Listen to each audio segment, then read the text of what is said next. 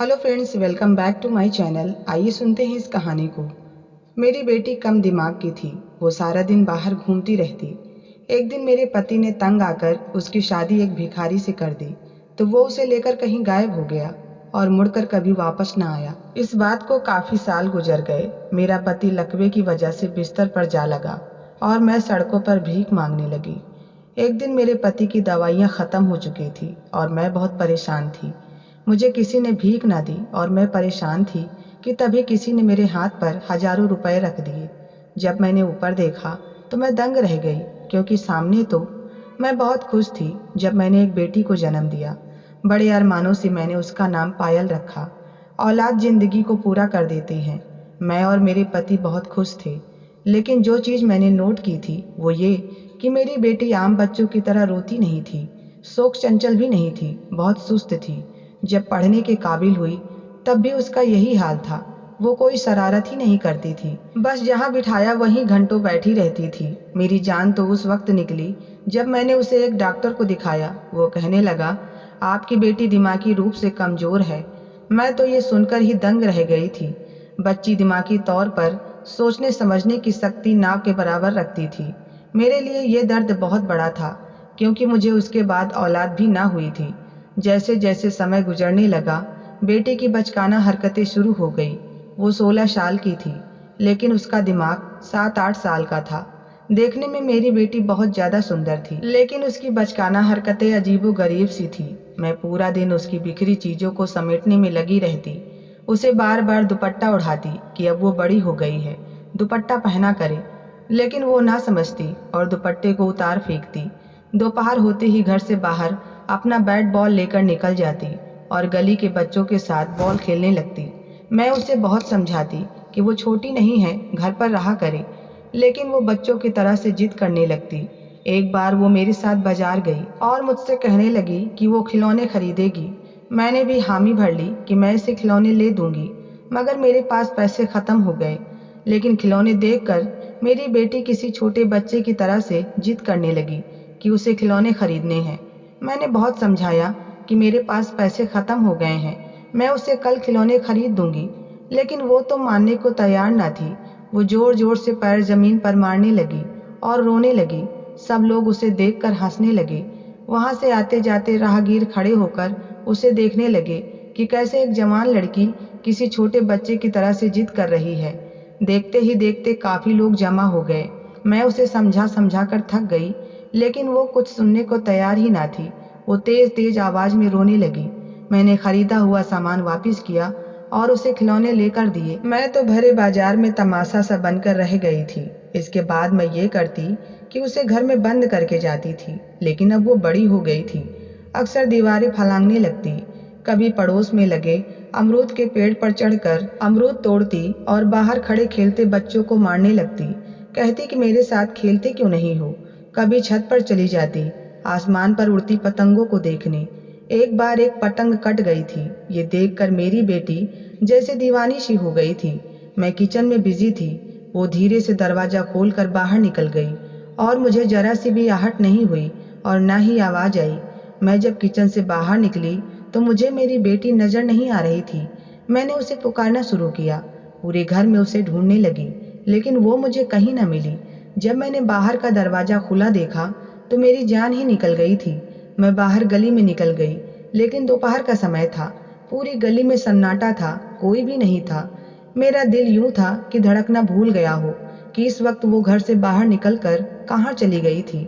सामने वाले पड़ोसी के छोटे बच्चों के साथ वो अक्सर गली में बैट बॉल खेलती थी।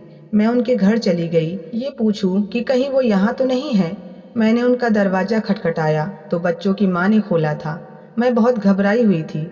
मैंने कहा कि पायल आप लोगों के घर आई है क्या? मेरी बात पर वो नाक भौं सिकोड़ कर कहने लगी, नहीं भाभी, हमारे घर तो नहीं है। मेरा दिल यूं था कि जैसे सीने में रुक सा गया हो। मैंने कहा, तुम अंदर जाकर देखो, शायद तुम्हारे बच्चों के साथ खेल रही हो। वो कहने लगी कि मेरे बच्चे तो सो रहे हैं। मेरे आंसू बहने लगे थे कि इतनी तेज धूप और गर्मी में पायल कहाँ होगी। मेरी हालत ऐसी थी कि जैसे पागल हो गई हूँ। मैंने गली के 4-5 घरों के दरवाजे बजाकर पूछ लिया, लेकिन वो किसी के घर पर नहीं थी। मैं रोने लगी। घर आकर अपने पति को फ़ोन किया और फिर से रोने लगी। वो मेरे रोने पर परेशान हो गया था। मैंने कहा, पायल ना जाने कहाँ चली गई है। मेरी बात सुनकर वो कहने लगे, यही होंगी, मैं आता हूँ। मेरा पति कुछ देर में घर पहुँच गया। मैं तो रोए जा रही थी। मेरे पति ने पूरा मोहल्ला छान मारा, लेकिन ऐसा लगता कि जैसे पायल को आसमान निगल गया है। दोपहर से शाम हुई और शाम से रात, लेकिन मेरी बेटी का कोई अता पता ना था। हम इस मोहल्ले में काफ़ी पुरानी समय से रह रहे थे। पड़ोस वालों से भी काफ़ी जान पहचान थी, इसलिए सभी लोग फिक्रमंद भी थे। कोई कहने लगा कि अब तो बहुत घंटे गुजर चुके हैं, इसलिए पुलिस से बात करनी चाहिए। मेरा रो रो कर बुरा हाल था। पुलिस भी हमारे घर आ गई। मेरी बेटी की तस्वीरें देखने लगी और फिर कहने लगी कि आपकी बेटी पागल थी तो उसे एक कमरे में बंद रखना चाहिए। उस पागल लड़की को क्या होश कि वो कहाँ चली गई है। हम एक एक करके घर की तलाशी तो नहीं ले सकते। मेरा दिल इतना परेशान था कि मेरा दिमाग काम नहीं कर रहा था। पूरी रात हम पति पत्नी की जागते हुए कटी थी। जिसकी जवान बेटी घर से लापता हो, उसे नींद कैसे आएगी। 2 दिन हो गए थे, लेकिन मेरी बेटी की कोई खबर ना थी। तीसरे दिन पुलिस की कॉल आई और उन्होंने हमें एक ऐसी खबर सुनाई कि हमारे होश ही उड़ गए। हम भागे दौड़े पुलिस स्टेशन पहुंचे थे।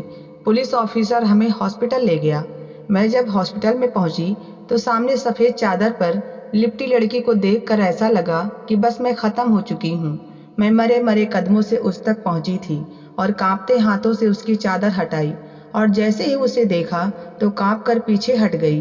उस लड़की के चेहरे को छुरी से काटा गया था और उसकी गर्दन को भी काटा गया था। लड़की की शक्ल पूरी तरह से बिगड़ चुकी थी और पहचान में नहीं आ रही थी। मैं तो उसे देखकर फूट फूट कर रोने लगी। ये कैसी अंधेर नगरी है। दया और धर्म तो लोगों में जैसे ख़त्म ही हो गया है। वरना पुराने समय में अगर किसी का खोया हुआ बच्चा मिल जाता था तो उसे उसके घर तक पहुंचाने के लिए लोग पूरी जिम्मेदारी दिखाते थे, और आज ऐसा लग रहा था कि ये सारी दुनिया ही इंसानी रूप में जानवर से भर चुकी है। बेशक वो मेरी बेटी ना थी, लेकिन उसकी हालत देखकर मेरा दिल फटा जा रहा था। पता नहीं लोग कैसे ऐसा जानवरों वाला सलूक कर सकते थे।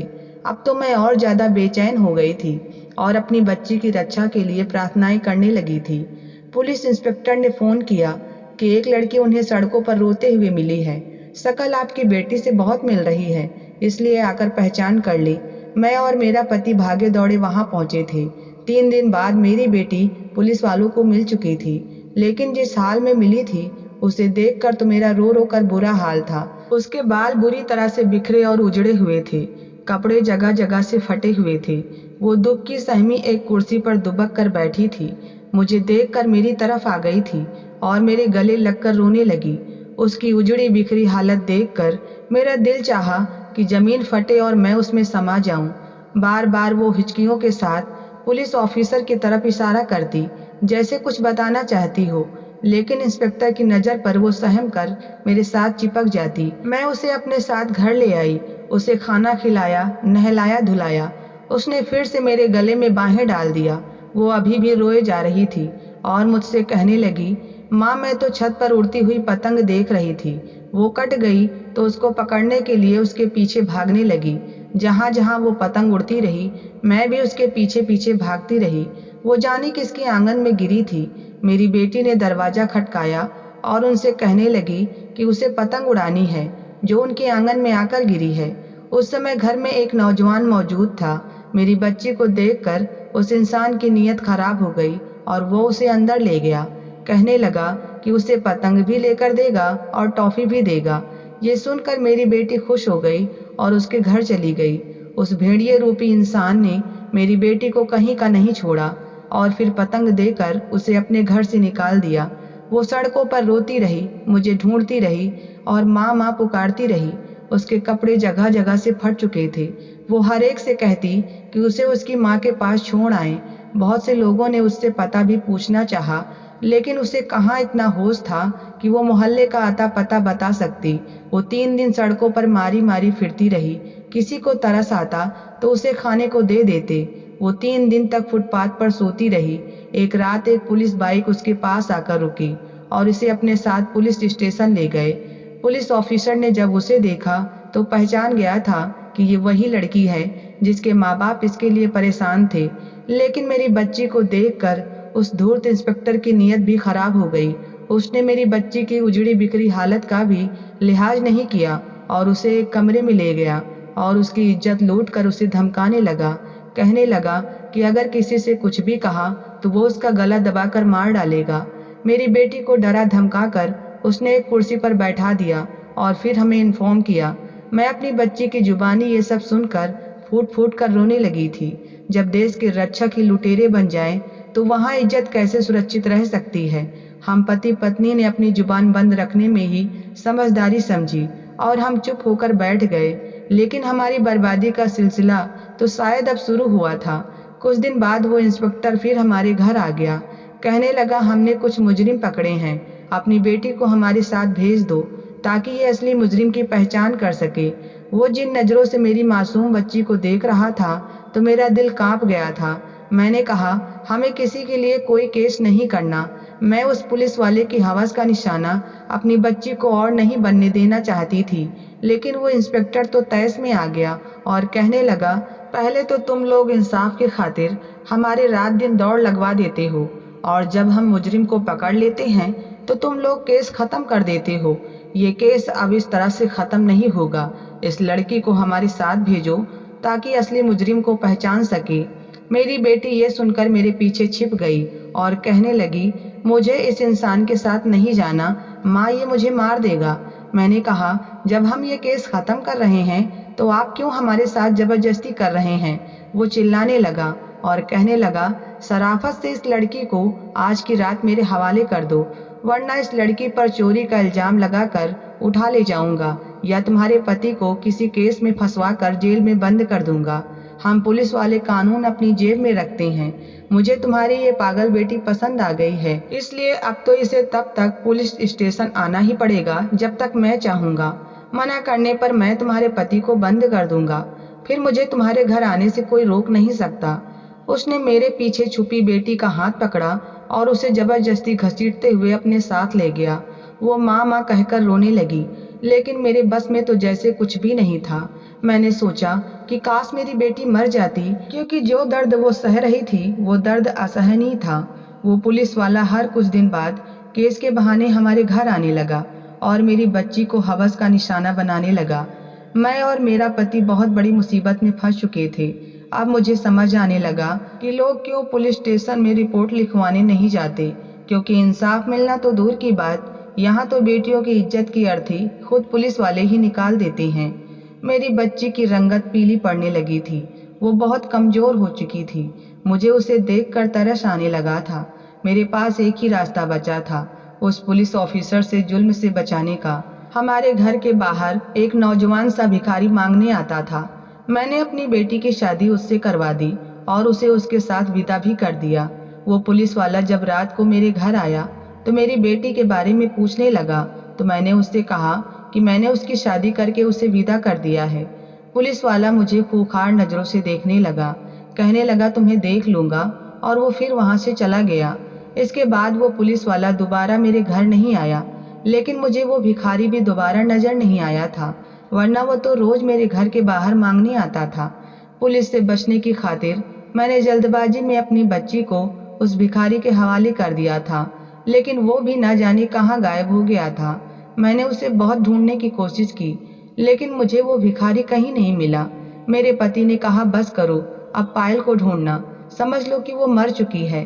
अब मेरा पति बीमार रहने लगा था। मैं भी वक्त से पहले बूढ़ी हो चुकी थी। बार बार मुझे लगता कि मेरी बच्ची सड़कों पर भीख मांग रही है। मैंने जल्दबाजी में रिश्ता तय कर दिया था। सोचा था कि पुलिस वाले से पीछा छूट जाने के बाद अपनी बेटी को दोबारा अपने पास ही रख लूंगी, लेकिन शायद वो भिखारी भी लालच में आ गया होगा। जाने मेरी बच्ची से क्या काम करवाता होगा। हो सकता है उस भिखारी ने पैसों की लालच में बेच ही न दिया हो। मेरे दिल में हर वक्त 100 तरह की अटकलें और चिंताएं थी।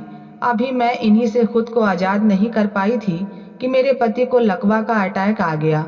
मुझ पर तो जैसे पहाड़ ही टूट पड़ा था। मेरा पति बिस्तर से लग गया था। मेरे घर का अकेला कमाने वाला मेरा पति ही था। कमाई का कोई जरिया नहीं रहा। मैं अनपढ़ थी, मुझे सिलाई भी नहीं आती थी, वरना कपड़े सिलकर ही अपना गुजारा कर लेती। एक तरफ मुझे अपनी बच्ची की चिंता सताती रहती थी, तो दूसरी तरफ पति लाचार और बीमार हो चुका था। मुझे ये बात समझ नहीं आ रही थी कि मेरी बच्ची उस भिखारी के साथ गई कहाँ थी।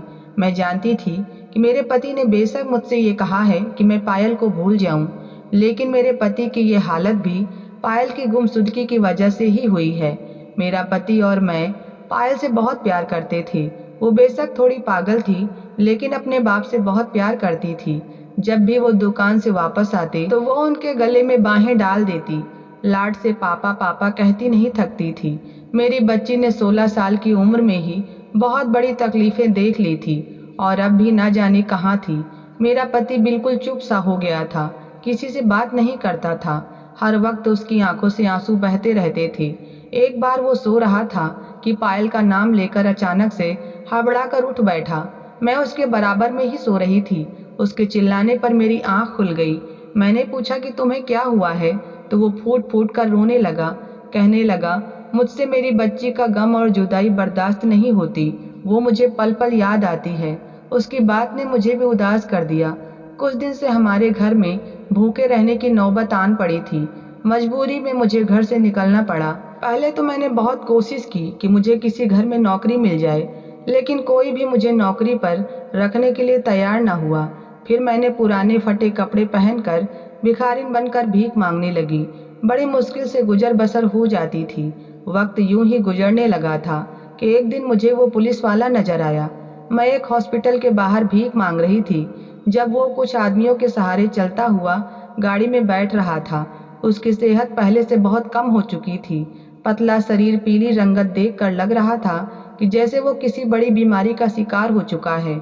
मुझे उसे देखकर जरा भी तरस नहीं आया था, लेकिन मुझे यह जानने की जिज्ञासा होने लगी कि आखिर उसे हुआ क्या है। वो जिस हॉस्पिटल से बाहर आया था, मैं उसी वक्त उसके अंदर चली गई। मुझे इस पुलिस इंस्पेक्टर का नाम मालूम था। मैंने रिसेप्शन में नर्स से पूछा कि ये रोगी किस बीमारी का शिकार है। वो कहने लगी कि ये एड्स का मरीज है। मैंने आसमान की तरफ देखा और कहा, ऐसे लोगों का यही अंजाम होता है। ये पुलिस इंस्पेक्टर लड़कियों की इज्जत खराब करता था, उनके माँ बाप को डराता धमकाता था। उसे रिश्वत खाने और अयाशियाँ करने की आदत पड़ चुकी थी। ना जाने किन किन लड़कियों की बददुआई से लगी है, इसीलिए ये अब एड्स का रोगी हो चुका है। पल पल मरता है और अपने लिए मौत की दुआएं मांगता है, लेकिन इसे तो मौत भी नहीं आती। जुल्म का बदला भगवान दुनिया में ही लेना शुरू कर देते हैं। आसान नहीं होता किसी को खून के आंसू रुलाना। भगवान की लाठी बेआवाज होती है।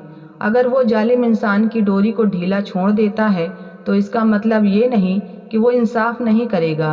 तो जब वो इंसान की डोरी को खींचता है, तो उसे संभलने का मौका भी नहीं देता। इस इंस्पेक्टर के साथ भी यही हुआ है। इसकी जिंदगी मौत से ज्यादा बदतर हो चुकी है। मेरा दिल चाहा कि वहीं अपने भगवान के आगे मैं गिर जाऊं। मैं तो ये समझती थी कि पता नहीं मेरे जुल्म का हिसाब होगा कि नहीं, लेकिन भगवान ने हमारे साथ हुए जुल्म का बदला ले लिया था। वो अपने भक्तों से बहुत प्यार करता है। मैं वहां से बाहर निकल गई। पति की दवाई खत्म हो चुकी थी और मेरे पास उन दवाओं को खरीदने के लिए पैसे भी ना थे। मैं सड़क के किनारे भीख मांगने के लिए खड़ी हो गई कि तभी एक बड़ी सी गाड़ी मेरे पास आकर खड़ी हुई। उस गाड़ी में बैठी लड़की ने शीशा खोला और पर्स में से हजारों नोट निकालकर मुझे थमा दिए। मैं उसका चेहरा नहीं देख पाई थी, लेकिन उसको दिल में दुआएं देने लगी। मैंने जल्दी से मेडिकल स्टोर जाकर अपने पति के लिए दवाएं खरीदी और घर चली गई। अगले दिन फिर से मैं सड़क के किनारे खड़ी थी, जब वही गाड़ी दोबारा मेरे पास आकर खड़ी हुई। इस बार गाड़ी की खिड़की का शीशा नहीं खुला था, बल्कि गाड़ी का दरवाजा खुला था और वहां से उतरने वाली लड़की को देखकर मैं दंग रह गई थी। वो तो मेरी बेटी थी, मेरी पायल थी। मुझे उसे देखकर हैरत होने लगी। उसने मुझे गले से लगा लिया और कहने लगी, माँ, वो लड़का भिखारी नहीं था, वो एक पुलिस ऑफिसर था। भिखारी बनकर वो गैर कानूनी काम करने वालों को पकड़ता था। उसे मैं पहले से ही पसंद थी, इसलिए शादी के बाद मुझे अपने घर ले गया। लेकिन उसके बॉस ने उसकी ड्यूटी दूसरे शहर में लगा दी और ये बात बताने से भी मना कर दिया।